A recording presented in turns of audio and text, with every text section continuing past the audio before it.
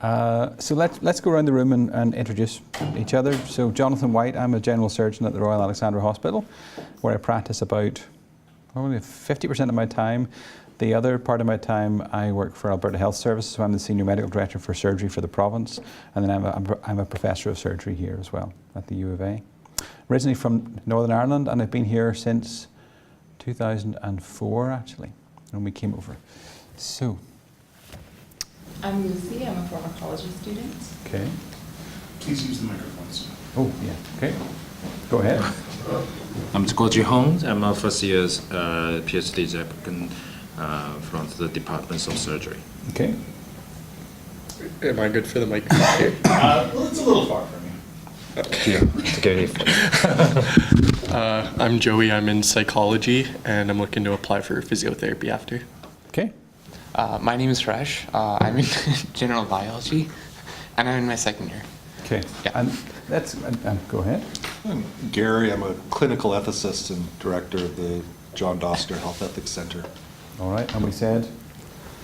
I'm Angus Finlay. I'm the videographer, and I'm a passive observer today. And how long have we been doing this course for now? Is it 6 or 8, maybe 7 years? I think I started in 2011 or 2012. Okay. So it's been an awfully long time. Yeah, round about that. So this is not the first time I've taught in this course, and I've given a few different talks, and I think I did a TEDx to Edmonton talk one point as well. And Kim keeps asking me to come back to kind of address the connection between the concepts of the singularity and the body as well. And I've got some slides to kind of guide our discussion today, but it's really more of a discussion than it is a didactic thing. Before I start talking about the singularity, can I ask what's been the highlight of the course so far for you, Gary, that you've seen? Is there some singular idea that's stuck in your head to say, Well, for me, it's ongoing because I'm here each time, and the issues don't seem to resolve themselves no matter how often I come. I think the whole reason I got into ethics some 25 years ago was around the question what to do with the new technology, and so I think this is just a part of that journey. although I suppose you think about ethics, I mean, we've been wrestling with those questions for thousands of years. Yeah, well, to me, all of this stuff, artificial intelligence and how far might we go, in a lot of ways takes us back to the most fundamental questions. Who the hell are we? Why are we here? And to what degree do the decisions we make, how much are they influenced by that? Especially in a multicultural society where we kind of want to ignore those fundamental questions for the sake of all getting along. Yeah, harmony. But in some way, it's a version of good old-fashioned. Are we hedonists or not? Is happiness what we're looking for? Is it? And if not, what else? Because I think in the end, how the technology is integrated into the biology depends on those questions. Okay, what's been your highlight? I think for me, it's just looking at AI in a new light and seeing how important it can be in advancing society, and even I really just focused on the positives of AI and how we should be looking forward to it, and not something we should be afraid of. Okay. Hey Siri, what temperature is it? It's 17 degrees right now. Artificial intelligence, right? For me, Highlight. I thought the really cool thing was when we were doing prosthetics and stuff, how you're AI, there we weren't really looking at it as something like Siri where it's communicating with you and it's its own thing, but it is working with the human body to kind of improve and enhance it. Yeah. For me was kind of. Okay. What's your highlight so far? For me, I'm interested in the AI could help the doctors to do some operation and to identify the image like the MRI and the CT. There's actually for the radiologist, it is sometimes difficult to identify the image between the tissue, but we can use the AI to analyze the data behind the image, and that could give you a better conclusion. Yeah, okay. Yeah, and okay. Yeah. What's your highlight? I think for me, I find the course really interesting because it covers such diverse topics on technological advancements. So right now, I have a positive attitude about technology and what we can do in the future. So I think that I'm more open-minded. Yeah, so yeah, I think my scope of curiosity has gotten bigger. Okay, all right. So when we're talking about the singularity, I think this, or maybe this isn't going to work. Maybe need a new battery. The singularity is kind of defined as this moment when technological change becomes so rapid and profound, it represents a rupture in the fabric of human history.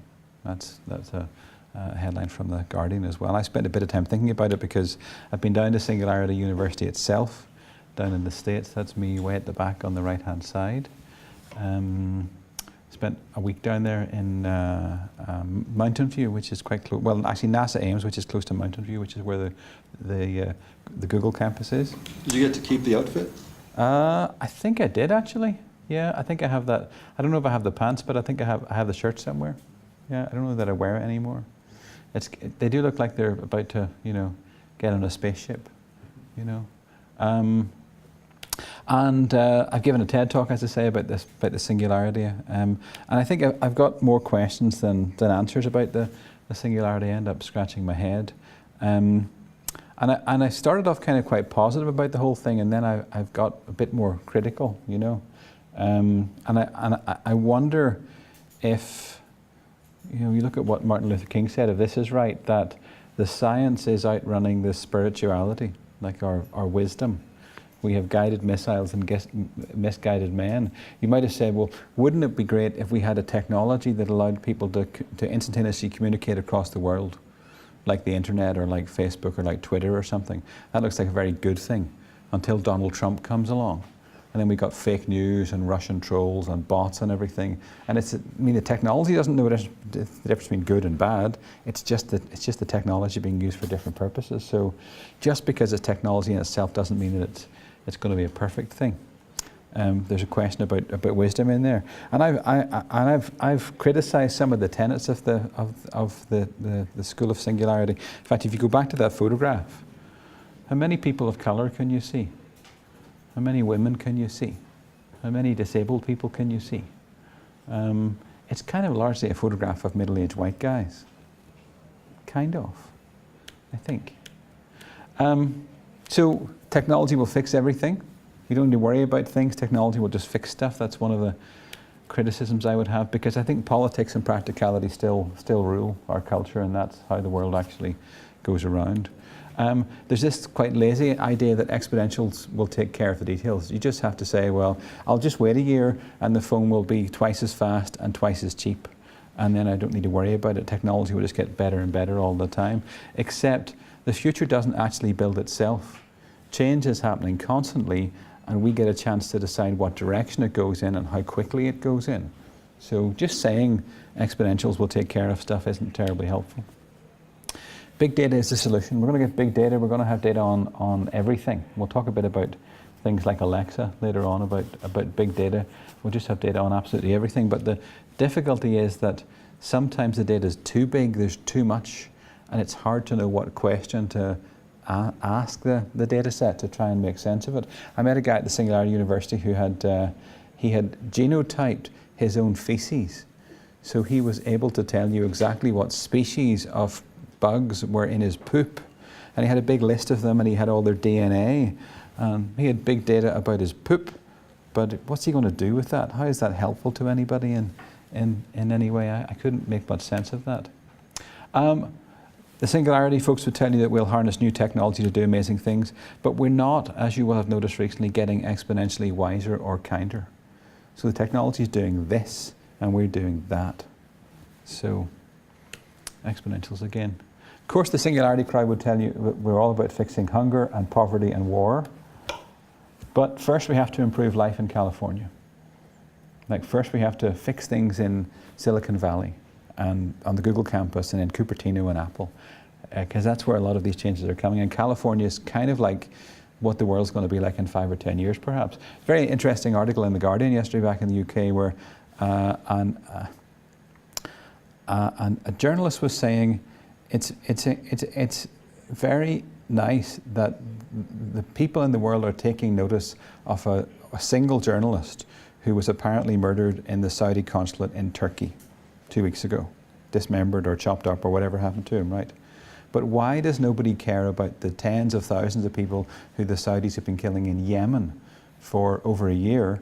Like 10,000 people over here we're ignoring, and this one guy, because there's a salacious story and it sounds like an episode of CSI, suddenly we're focusing on that. So we're focusing on things that are interesting to us, and we're ignoring things. I don't think we're any closer to getting rid of hunger or poverty or war, singularity or no singularity. Talk to the homeless guys that I ride past on my bike every day when I go to the ALEC. The Singularity Cry would tell you that I'm doing this for you, I'm doing this to make your life better, but please buy my new book, my new video, my new gadget. Ray Kurzweil, who's the founder of the Singularity School of Thinking, just published his first fiction novel, actually. So, and I'm not going to buy it. They would say that a rising tide lifts all boats. As new technology comes along, everybody's life gets better. But we're kind of sorry we left you behind. There will be, clearly, if you look at the history of innovation in the world in general, there are clearly haves and have-nots. I mean, this is very nice to have a phone and everything, but if you're living in some reserve in northern Quebec with no fresh water or E. coli in your drinking supply, that's not really helping you, you know. So I think it was William Gibson, I think, who said that the future is already here, it's just not very evenly distributed. Like we poured it over here, but we didn't pour it over there. And that's likely to likely to be what happens with some of the technological changes we see coming with the singularity. It's not going to be everywhere all at once. And they say we just need to change a few little details and the world will be much better then. Little tiny details like your brain, your DNA, your thoughts, and the essence of your being. Again, there was a guy at the Singularity University, I think I've told this story before, who said he was making sure that he was radically honest with everybody around him. Like if he thought you were ugly, he would tell you were ugly, because he's sure that in 20 years from now, someone will be able to decode his brain and look back at what he was really thinking on that day and then hold him to account and say, you thought that person was ugly, but you didn't tell them you were ugly, you weren't being honest, right? I mean, that's just weird. To me, that's just completely strange. There are certain things that are me, that are mine, that you can't have. This is my body, it's my mind, it's myself, and you're not allowed to have access to it. But the singularitarians would say, no, let's just all upload ourselves onto the cloud. And then the last kind of piece of the singularity to say, I can't wait for the future, are we there yet? And what I would say to that is, these may be the good old days. You may look back at 2018 and go, it was so fantastic when we had Donald Trump as president, before the next disaster happened, before the seas rose, before the next epidemic, the next pandemic, before the next global disaster. So I know Kim Solis and I have had some disagreements in the past about the idea of Future Day. Apparently this is a day of the year when we celebrate the future. And say it was all focused on the future is coming. My parents, my grandparents, my great-grandparents, my ancestors for untold generations, they didn't have to have a future day. They woke up and the sun rose and they got back to work again, ploughing the fields or doing whatever job they had to do. To me, having a celebration of Future Day is like having a party every time the sun comes up, every time the sun sets, because the future is coming whether you like it or not. I don't know if you should be celebrating it. Yes, you should be figuring out that it's coming and trying to figure out how you're going to handle it, but I'm not sure that it's time for a party. So any questions on what I've said so far? Because I'm deliberately trying to stir you up a bit and say the singularity is good, but hold on a second, or the technology is great, but wait a second. I get that this is a broad question for you. So where do you think we're going as a society when it comes to technology?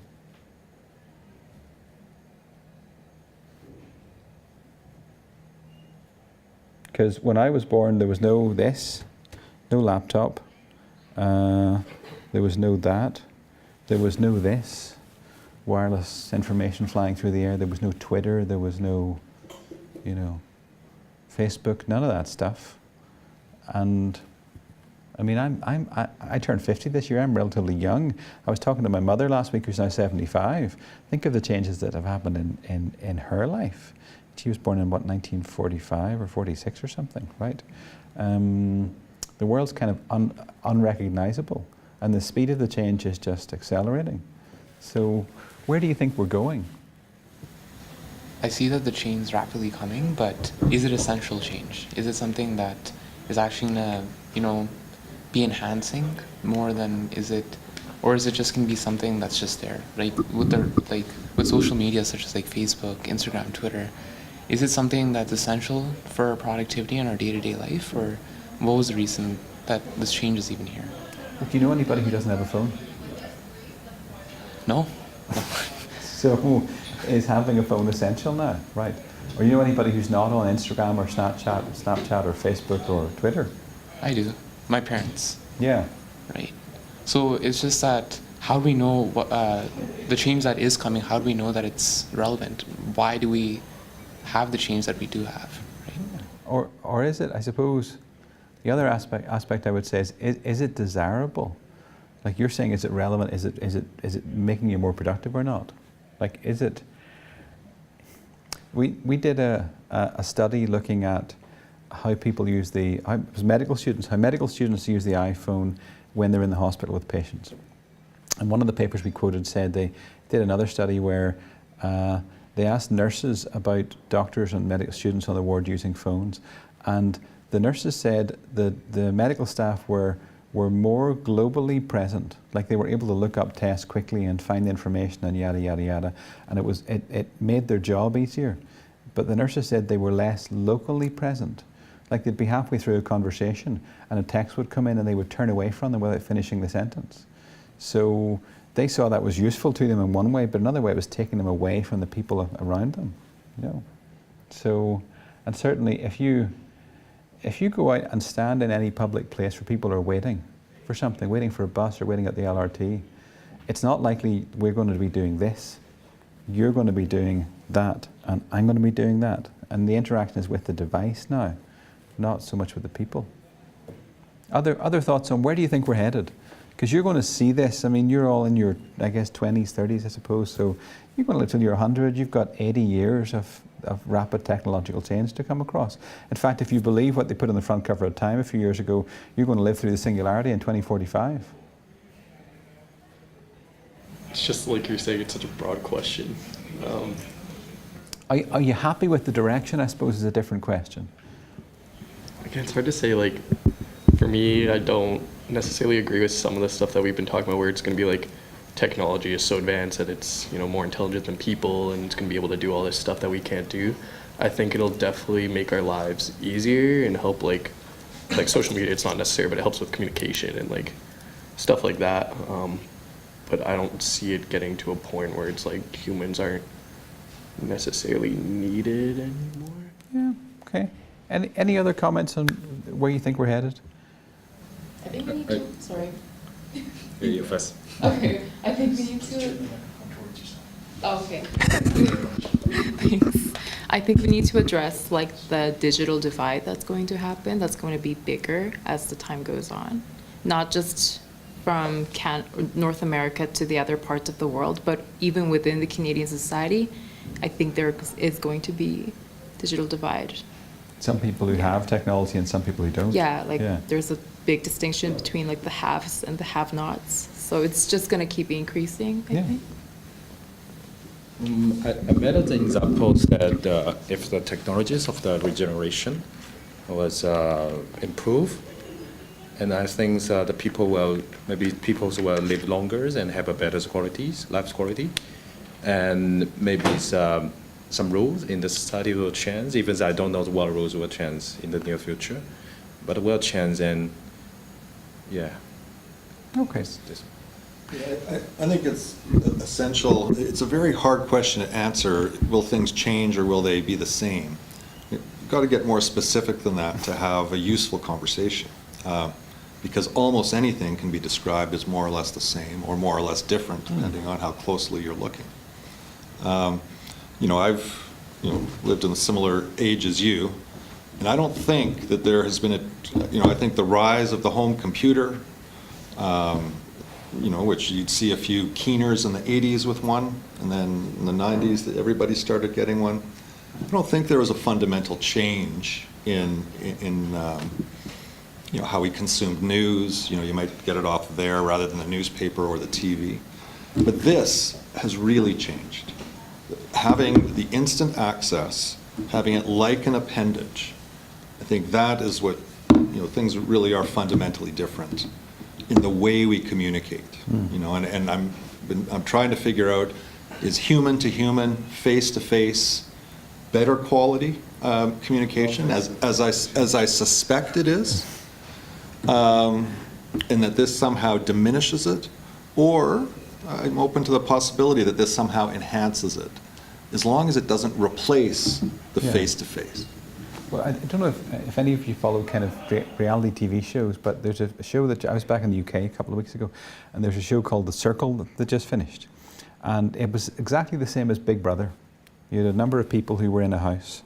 They were in an apartment building, and they were all in individual apartments, one by one, and they lived in the apartments, and they interacted with each other using social media, and no face-to-face. So they were texting or Facebook or Snapchat or whatever. And they could construct their own identities, right? You didn't have to use your own name on your profile. You didn't have to use your own picture on your profile.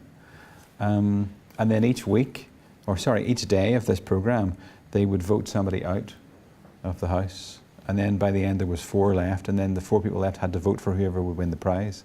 And the person who won the prize was actually a man who had used the identity of a young woman the whole way through. And when they actually met in person, there was a palpable sense of shock and distrust among the 4 people, because they're like, no, you're this girl, I know who you are, I've interacted with you, you're the person. And he said, no, actually I'm this other guy, and I constructed this whole fake personality just to win the prize. And he won the prize for the contestants. He won £50,000 for getting the highest votes among the last 4, but he also won the viewers' prize as well. So he won all the prizes, and everybody else came away with 0. And they didn't interact in person at all until the very end. I mean, the word authenticity comes to mind. We've got a sense of what is authentic interaction as opposed to inauthentic. But have a lot to talk about to figure out how important that is. So, shall we dive into some scenarios? Let's see. I suppose this. So I saw an article about Stephen Hawking the other day. Said one of his statements before his death said that he was convinced there was no God, and that he was concerned about artificial humanity taking over and replacing humanity. So, is he right? Because he was perceived as being extremely smart. It's an article from Time about 5 very smart people who think AI could bring the apocalypse. So you've spent much more time thinking about AI than I have. So what do you think about? Is there an existential risk there? My biggest worry, and I'm sometimes jealous that my parents, they are able to live an organic life. So in the life that I'm living, I'm not a 90s kid. I was born 1999, right? I'm growing into this technological era, as Rich Sutton puts it. And, I'm just afraid that I can't maintain that face-to-face interaction and get to learn from my experiences like many of my older relatives or my parents were able to learn from, right? And by, being consumed with all this technology, in a way, I feel like it's shifting perspective in humanity, right? You're shifting away from what it means to,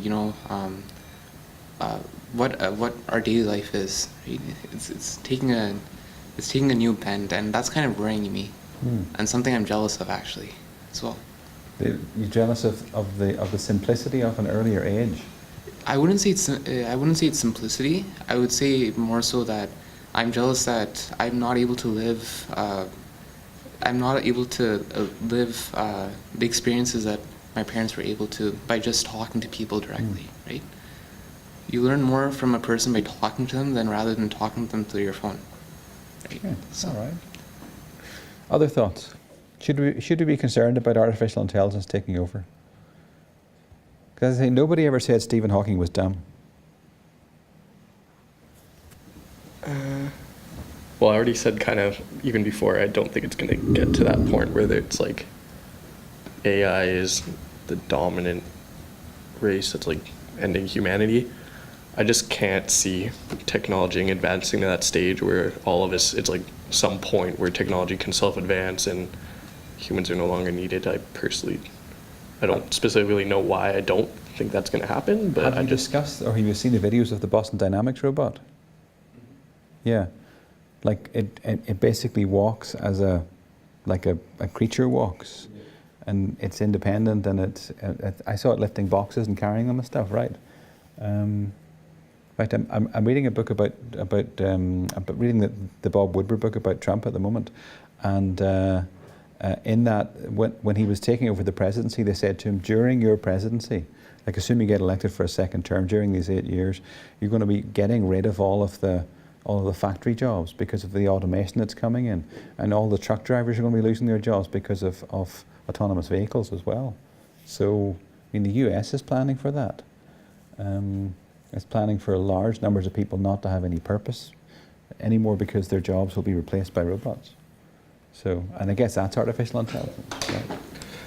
But then, well, I guess, because then what my thinking behind that is then if that's beginning to rise, there has to be people to, develop that AI, so that creates a new field, and then it kind of shifts. More people can go to that field, Yeah. leaving jobs open in other ones for the people who got replaced by AI. That's always kind of been my thinking whenever I hear about this stuff. It's like, it's taking away some opportunities, but it's also providing more. So you're not super worried about AI taking over the world? No, I'm not. Okay. I'm worried when, even now they talk about the algorithms and the search engines that collect this data and spit out answers, and they can't quite understand the reasoning. So to me, I've got a high level of concern if we humans are not now or eventually able to understand exactly what happened in these independent, so I mean talking about general AI, like a truly independent, and so to venture into that without understanding the nature of the reasoning, I would probably want to invoke what we'd call the precautionary principle. While the possibility of total disaster is astronomically remote, the fact that it's there makes it worth avoiding with the question of what's the rush? Because, once we get to that level of advancement, we still have to carry on our lives. So, again, I think we're also influenced by the dystopian science fiction. Whether the Terminator and the Matrix are sort of central in our society, so they really command this present image of the possibilities. So I would heed those. Just don't turn the weapon systems over to the AI prematurely. Until you're sure. And if that means decades or centuries, it's probably worth waiting. Again, because the question of, well, we have to do this now so that the other guys don't get ahead of us. Obviously, it's a potential dance with disaster. So I think we should. And you're presuming there are precedents in the past where that's been successful, where we were able to limit the spread of technology, the spread of potentially dangerous technology, like nuclear weapons. Like nuclear material would be Yeah. the same thing. So, okay. So let's try this one. So your research field is growing increasingly complex and arcane. A colleague tells you that he's running a parallel personality on a hard drive, like Siri or Alexa. It's running 24/7. It's reviewing new information for him and it's summarizing it for him every 7 days. Personality is also writing manuscripts for him, and his productivity is astronomical. Like he's publishing a lot more papers than you are, and abstracts and different things. Quietly, He tells you the personality is also suggesting new research directions and has started giving him career advice. And the question is not, do you think is it right or wrong? The question is, he says he thinks he can buy one of these for you as well, so would you follow suit?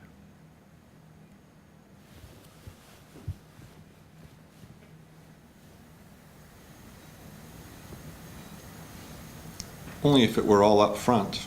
You know, my first reaction is that if you think that this is a fraud, that you're benefiting because the world out there thinks this is your own personal production, I'd say that sort of fraud is a recipe for internal turmoil for the rest of your life, and in the end is going to make you a less happy person. But if you are open about it, I mean, it isn't just your friend, it's everybody who could then do that.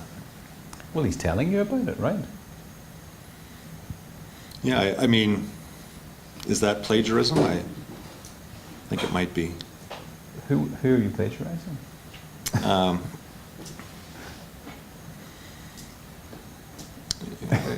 I mean, I guess, you know, maybe it is legit. If he has set up and created this program based on a perception of his own sensibilities, maybe it's scholarship of the future. Anybody using Gmail? Everybody's using Gmail, right? Did you get the latest update? They changed the interface a bit, right? And they're now, like, the algorithm is looking at previous emails you have written, and it's auto-ending your sentences for you. So when I type in, I usually sign off an email that says best wishes. When I type in BES, it fills in best wishes, and then I have to hit tab, and then it completes it for me, right? Like, it's auto-writing emails in my voice for me.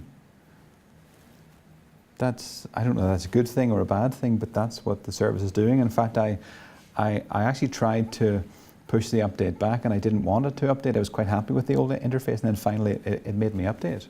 And I bet you I can go through the whole thing and turn it off somehow or other. But it's helping me write my emails. It's making me even more productive than I currently am. I don't want to be any more productive. When I started in medical school, you had to go to a library, like a physical location, and go to the librarian and say, hey, can I get the Index Medicus, the big stack of stuff, big paper book, and then look through it to figure out the paper, and then you'd fill in a little paper request form. That would go into some system somewhere, and then 2 weeks, 4 weeks, 6 weeks later, a photocopy of the paper would come and it'd be in your little pigeonhole, and you then take it and read it. And nowadays there's something called PubMed, where you just type in the name of the author and the article's there in, like, if it's a free PMC article, it's like 30 seconds maybe. Like, what took me months before now takes 30 seconds due to the technology. So that would make me more productive. If I published a lot, that would make me more productive than I used to be. It's not a bad thing particularly, it's just the way the technology is now. It's not a big difference though, just a little difference. Yeah. I think it's kind of an ethical question, because, like, I don't know. The thing I think about when I, like, read this is it's, like, comparable to, like, stimulants in university. You know, you got people taking it to improve productivity, but is it the right thing to do when you got other people who are not doing it and then not getting that same advantage? I don't know, maybe it's not relevant, but that's kind of how I'm thinking about it here. Is it an advantage? Yeah, is it equally accessible? Is it something that's, you know, generally frowned upon that people are just doing anyways to improve their own productivity? I think this is a good thing, no matter the personalities or the things, those things you mentioned. I think just like the computer or the AI in the future, they could realize what you want to do in your common condition, but he could not to realize what he will do if you are angry or you are happy. So the AI could not realize your emotion. So it is just as a tool. So yeah. Yeah. So I will follow this. So you'd follow suit. Would you follow suit? Would you get one of these? So is this kind of generating like future, like, so is it kind It of, says it's suggesting new research directions to the start of giving him career advice. This so it's thing's like advising you this to thing's do on things? 24/7. Like he's asleep and it's Okay. working through the night, right? So it's like based on your lifestyle patterns and what you put in. Well, maybe it's saying, hey, this guy in Brazil last week wrote a paper in your field, and then this guy in Moscow wrote a paper the week before. And I think if you put those two together, the next idea that you should be pursuing is this. The way this protein folds, or the way whatever, right? It started suggesting your research directions and giving him career advice. He hasn't read those papers himself, right? The personality's summarizing it for him and saying, right, here you go. I don't know if I would kind of follow its career advice for myself. But- Because I mean, it is my personality. But would you buy one? Would you get one the way he has? It's no problem, actually. Because he's going to get promoted, right? He's going to get a Yeah. job. He's published 100 papers and you've published 5. I mean, it doesn't make any competitive sense not to. But, It shouldn't. it means that you're categorizing the good in some way as according to the quantity of papers. When you look inside the person who knew himself to be some kind of fraud, not only that, but the computer personality can generate the papers, it can detect the correlations, but is there an entity that knows, that understands the significance of that? And so that's where I think that we humans understand significance and appreciation in a way that the computer doesn't. So is it helping the world by pumping out these papers, which are essentially suggestions of good ideas? It's potentially useful if real human beings then take up those ideas, internalize them, consider them, so that there's an actual entity that appreciates them. Without that, they're just ideas floating out in the ether. Yeah. And so, pushed to its limits, like if I'm going to build a career behind my supercomputer that's doing all this work, I'd say it's almost certainly a recipe for inauthentic existence. And when he's looking back, his main emotion will be shame and need to convince him that it is not the path to happiness, although it might be the path to local success in his own little world. Okay, all right. I think the key question, or the key word on that slide, is quietly. Because he's not loudly telling you that the personality is suggesting new research directions, start giving career advice. He's kind of saying, this is a bit weird, but I want to tell you. So yeah, I mean, this is an article from 2015 actually. Soon Gmail's AI could reply to your email for you. In fact, the new update has got buttons at the bottom, right? If you want to do the quick response, you just click on the button and that's it. I'm still the agent. I'm still the guy who's sending it, or it looks like I'm the guy who's sending it, despite the fact that I'm not the guy who's writing it. And it does, I don't know, I'm starting to feel like my email's getting away from me slightly. Like there's just too much coming. And I don't think my brain can keep up with it for very much longer. Anybody seen that movie? Yeah. If you haven't, you should watch it sometime. It's very good. It's I think it must have been 2014 or 2015. It's kind of ahead of its time. It's about this single guy who gets an artificial intelligence assistant in his house. This is before Siri, before Alexa. And I think she's called Samantha. And basically, he speaks to her and they develop a relationship and basically falls in love with this artificial personality. It's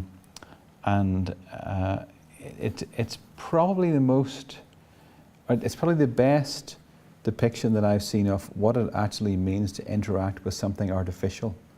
And as I say, it was before the Amazon Alexa and the Echo and everything. It is, and it's strange. I mean, my wife and I will go home and we'll say, you know, Alexa, what time is it? Alexa, what temperature is it? Alexa, what's the news? Alexa, play the radio. Alexa, play whatever song you want, right? So she's actually kind of become part of our life. We don't really have conversations with Alexa. I've never said, Alexa, tell me a joke, but apparently she can tell me a joke. So you kind of wonder, you've got that that thing, that person, that intelligence in your house. And I wonder, just to be radical for a minute, I wonder if you were to come back in 40 years and you were to be talking, you were to say, tell me, you were just transported into the future, and you were to say, tell me about your artificial intelligence today.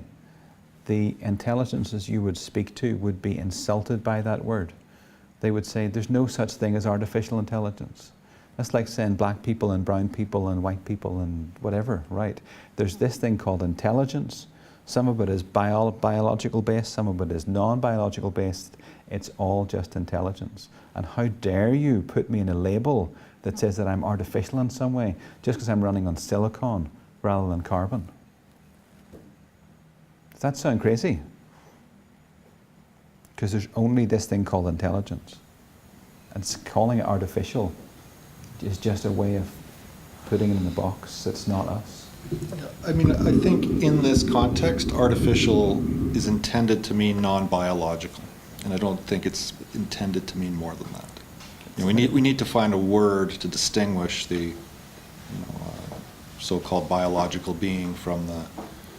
So, I mean, and the thing about language, which is a part of this whole discussion, is that language is inherently imprecise. You know, in trying to talk about this exactly, it's just like I said, same and different are all relative. You know, you walk in and you can ask Alexa these things. You can, I mean, on one hand you could say, what a new world that we live in, and then the flip side is, really isn't that much different than coming home in 1974, wondering what the time is, calling the time lady, and saying after 3 pips it will be this time. It takes a little bit longer, but it's the same idea. Yeah. Same thing with a written newspaper. You just have the one here. You don't have 100 billion other things you could read, but it's the same activity. Yeah. So let's go to the next one. This is getting a bit more personal. So let's say your partner is diagnosed with a rapidly advancing incurable disease and they die. Just like that. It's pretty quick. You're devastated. After the funeral, a scientist calls you up and says that unknown to you, your partner had arranged to be backed up every month for the last year or so. And if you want, they can download their personality into a new body, or they can just delete your partner to free up the hard drive space because somebody else wants the space. So what would you do? And this one, this one's got a hard edge to it, right? Because there's a person that you love here who's not here anymore, and here's this thing that says they can bring them back. Where do the new bodies come from? It's a completely nude body? That's a good question. Like, what sort of a body? Like, yeah, let's say it's a Saudi journalist, right? It's a Chinese dissident. It's somebody who nobody cares about. They just got them and they'll just load them up for you. No big problem. Don't ask where it came from, right? It's no different than keeping my loved one's book of poetry and a bunch of photographs. It's the same thing. We attempt to jar our memory with thoughts of the loved one. I can see myself saying absolutely yes to that, because I would just see it as better than a picture. Angus is shaking his head, yeah. Better than a picture and better than a home movie. But I don't think that I'm going to mistake that for the person actually being there. For the original, yeah. Yeah, and what it will do is jar my memories, in hopefully a pleasant way. But this isn't, a book of poetry doesn't sit at the dinner table beside you in the evening. A book of poetry doesn't sleep in the same bed as you. That's what this is talking about. Well, if you think that I'm going to somehow think that it's actually the person, I mean, in some ways that it depends. When you say download, is that sort of a facsimile where you've got, say 100,000 pixels depicting something that really needed 1 million, but we just got 100,000, so it does a pretty good job. So my concern here would be this idea that we can fully back up the brain, assuming that we know everything there is to know about it. And to me, that would be a mistake of arrogance, that we should just look throughout history and recognize that we humans tend to jump the gun a bit. And while we might be able to download all sorts of stuff that was in there, we can probably assume that there's a lot more stuff that didn't get downloaded. And therefore, it's like a good picture or hologram. It's not the person. So the two questions are, what kind of body are we talking about? And how much are we talking about the backup and the download being? So, and I bet you somebody watches Black Mirror. You've probably seen Black Mirror on Netflix. There's an episode called, I think it's from the second season. I can't remember the name of it, but about exactly this scenario, where the husband dies and the wife brings him back, and it turns out that I think she comes to regret bringing him back, I suspect. That's it, actually. The name of the episode is called Be Right Back. That's it. Is anybody a no? Would anybody just say no? No thanks. It's really hard because on some level I'm always really against, like, really skeptical in all these discussions, but on some level I want to say no because it's like, it's not organic, it's not the person, but at the same time, if that actually happened, trying to imagine if that actually happened to me, I'm sure that, there's a part of me that would not want to let go and would be down to do that. And it's really hard to say. And there's a little bit of subtext in here, which is if this partner is the person who you devoted your life to, how come they didn't tell you they were doing this? How come they've all these backups, but you never got told about this? They were going to tell you tomorrow. They're going to tell you tomorrow, yes, then they got hit by a bus or something, right? But this is the thing, you get hit by a bus on the way home tonight and you haven't been backed up, right? Your phone probably backed itself up to the cloud this morning. There's no backup for you. When the bus comes, you're gone, unfortunately. Or maybe you have some kids. Yeah, the DNA propagates. Any other last comments on that? Would you say yes? Would you say no? Because you have to decide, right? Is it like this? There's an IVF problem, which is you do your IVF, you get 3 embryos, you implant 2, and it doesn't work, and you've got 1 embryo left, right? And they're frozen. Are you going to keep them there on ice forever? Are you going to donate them to somebody else? You're going to warm them up and that's it? Or are you going to use them again? You got this potential life, this potential person, that you're trying to decide to bring them into the world or not, right? And remember, this is, if you were to go back to my family in about 1920 and say to them, let's say my great-great-grandfather probably had a wife and 7 children, and 5 of them, I think 4 of the kids and the wife would all die within 2 years of 1920 from various things, including diphtheria and TB. If you could magically go back to those people in 1920 and say, you just have to have a little injection in your arm, or you have to take this funny medication that turns your pee red for TB, and those people won't be dead anymore, right? Your wife won't have to die from TB. Your 3-month-old kid won't have to die from diphtheria. Do you think anybody's going to say no to that? I think they're going to say, a little injection in my arm and that's it? Then they're not dead anymore? You must be nuts. Of course I'm going to take that. And I think people have kind of forgotten what it was like before vaccination and before penicillin, when it was quite normal to have people die like flies. And that's why people had big families, because you only had 1 or 2 children. Probably they weren't going to make it through anyway, so you had to have 7 to be on the safe side. So that's the way it used to be. And now you're hearing people saying, well, I don't really want my diphtheria shot. I don't really want my measles shot. I'm kind of okay with that because I'm worried about autism or something. If the people that in my family from the 1920s who come back, they would say, give me your damn shot right this second. If you don't want it, I'm having it. Let's switch it up. So let's say it's you. You're now diagnosed with a rapidly advancing incurable disease. Your partner actually finds a scientist who can do a brain backup for download into a new body which will be disease-free. It's pretty new technology. The scientist says it's 80% good, and your partner says, I don't want to lose you, what would you do? Of course, yes. What? Of course, yes. Of course, yes. Why? Why are you a yes? I also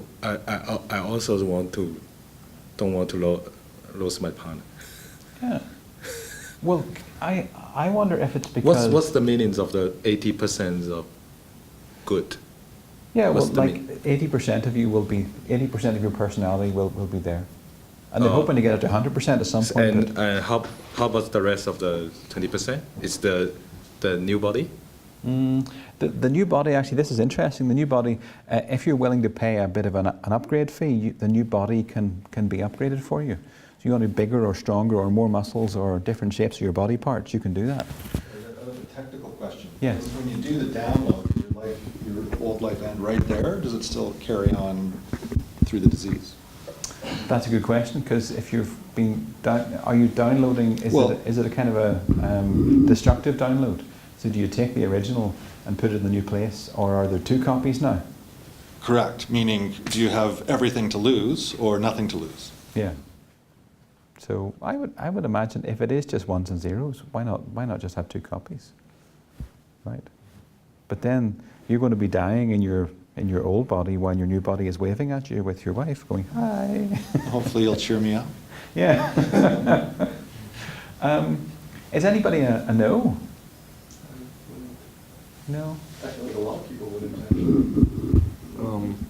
Because first of all, 80%, what happens if that 80% then isn't you and it kind of ruins the memory for your partner of you? And I don't know, just a part of human life that everyone dies. I think it's just something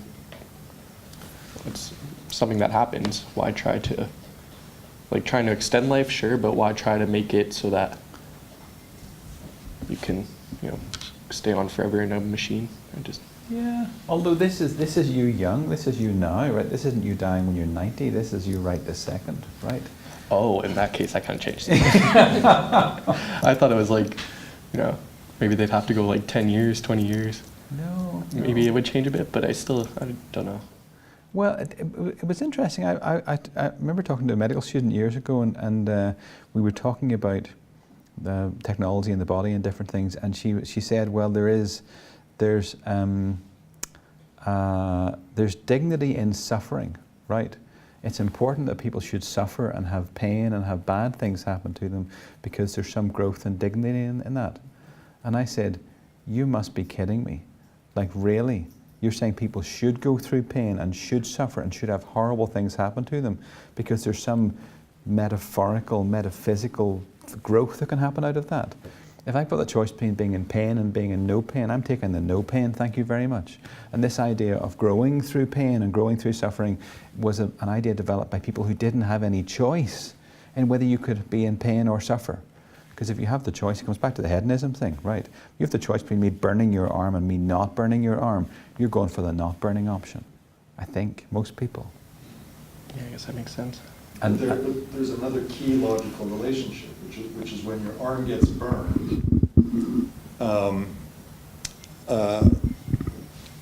call that something bad has happened. The lemonade principle, how can we try to extract some good out of this bad, seems to me to be a fundamental principle of human personality. That when bad things happen, we mitigate the effect by trying to extract something good, trying to say we've learned something. absolutely. But if you have the choice not to have the bad thing happen? Usually not, but it depends on how good the pearl of learning is. If it is in fact the case that we humans had to go through all of the crap that's happened in the last century in order to acquire the wisdom to ultimately build a stable system, we'll never be able to say, well, we had to, in order to get this, we had to do that. But I think we just have to learn when things go badly. Yeah. Doesn't mean that we want them to go badly. And you might think this is a hypothetical situation, right? You might think this will never happen. One of the key bits here is that 80% good is better than 100% dead. Like if you're dead, there's 0% left. Pew, gone. Whereas this is, I mean, you could have an argument about where's the cutoff point? 80% good, that's okay. Is 50% okay? Would 30% be okay? Is 10% okay? Like, where's your cutoff point? But you would see this dynamic in your patients, you know. So you know, somebody, one of your patients is coming back for the cancer has recurred for the 4th time, and they and their partner have to discuss, well, are we going to go through another terrible treatment, or are we not? In some ways, it's a similar conversation. Oh yeah, no, absolutely. But you would imagine, let's say, I'd be surprised if in the next 10 years you're not seeing patients who are like that, who are end stage, no other treatments possible, who've been through all the phase 1 trials and nothing is working, getting an option like this to say, well, we want to do some kind of trial on you. You can be the first people in the world to do this backup thing. And I don't know if it's going to work or not. When you're a person who's failed all the phase 1 trials and you've got nowhere else to go, this could actually make some rational sense for you. So I could see this happening, actually. It's not that hypothetical, it's not that crazy.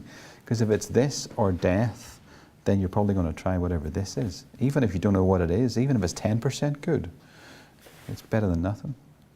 And I guess it brings you to a larger question, which is, what would you do? How would you live your life differently if you had been backed up this morning? Like, would you go bungee jumping? Would you do dangerous activities? Would you smoke all this legal pot? What would you do if you didn't have to worry about getting hit by a bus? Like, I ride back to the Alec on my bike, I get hit by a bus and I'm dead, and they phone my wife and they say, I'm really sorry, John's been hit by a bus. And she goes, that is terrible. All those things that happened to him during the day today, I won't ever get to hear about those because he only backed himself up at breakfast this morning. So I've lost like 8 hours of rich lived experience of all the exciting things he was doing today, and I have to go back to the version that was present at 7 o'clock this morning. Because that's what it would be like. And I would say, I'm really sorry. I was so stupid getting run over by the LRT, you know, I won't do that again. And we'll laugh about it and we'll go back to our life as normal. As I say, we're backing up all these things that are relatively unimportant, and we haven't quite figured out a way to back up this thing, which is a bit more important to us. So it's after 3 o'clock. I think I'm going to leave it there, but any questions to finish off the discussion? Because it's not supposed to be, it's what you're saying, we're not supposed to actually get to the right answer, right? It's, I'm a little bit envious of you guys because you're young enough that some of these horrifically difficult questions are going to come up during your lifetime. Like, people are going to start doing this stuff. You're going to have to actually deal with proper, strong artificial intelligence. And what does that look like? And with people making very good use of the technologies that are here and out-competing each other. And I think Kurzweil talks about the kind of the singularity not being the AI taking the world over, it's AI merging with humanity. So essentially there's just one species, which is just intelligence, both biological and artificial. So, questions, comments? I mean, in some ways, just to get away from the AI, you know, another theme of the course is life extension, you know, which to me is probably a little bit more plausible. I can imagine people stumbling across ways to reverse aging and, you know, rebuild cells. But it would take us back to another fundamental ethical question. Is mortality, the knowledge of our own death, essential to human experience? My hunch is that it is. You know, that if it was just live forever, it would be really hard to find the meaning that many of us find. So while I'm happy to, you know, take it to 120 or 150 instead of just 80,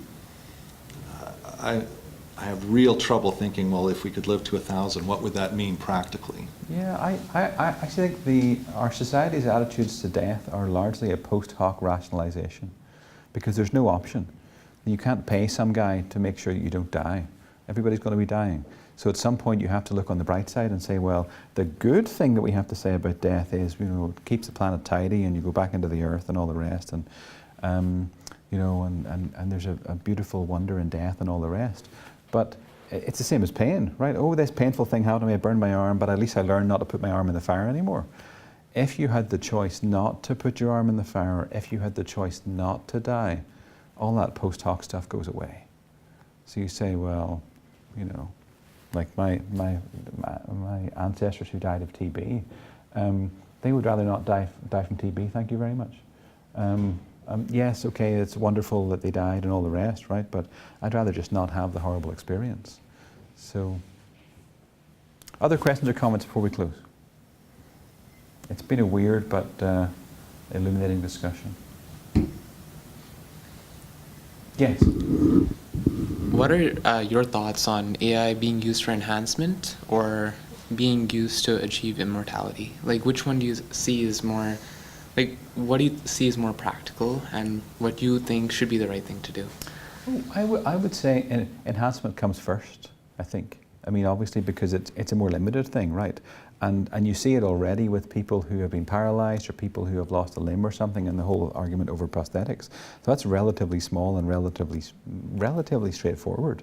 The immortality thing is a lot more complicated. And I actually think Kurzweil published a book recently about how to build a brain, like how to somehow map the processes of the brain on a non-biological substrate. That is very difficult. I mean, and we're skating over a lot of stuff here when you say, well, you're just downloading. What exactly is it you're downloading? Literally everything on here can be encoded into ones and zeros. I'm not convinced that everything in here can be encoded into ones and zeros. And yes, when you and I are interacting, what's happening is there are sound waves coming from here that are hitting your eardrum, that are turning into impulses in your brain that you're making some sense of. There are photons from up there that are bouncing off me and heading into your eye to hit your retina that your brain then processes to make some sense. And there are other ways we use senses in the world, but that's not all, right? I mean, you could simulate being in a room with a person with the right amount of light and the right amount of sound and the right amount of touch, but is it still a person, right? Because we're animals, right? We're sitting in the same cave, around the same fire, smelling the same smells, touching the same things. This is where we came from. Evolutionarily, we haven't really changed over 10,000, 100,000 years. So it's a weird discussion. Okay, thank you very much for your time, and good luck with the rest of the course.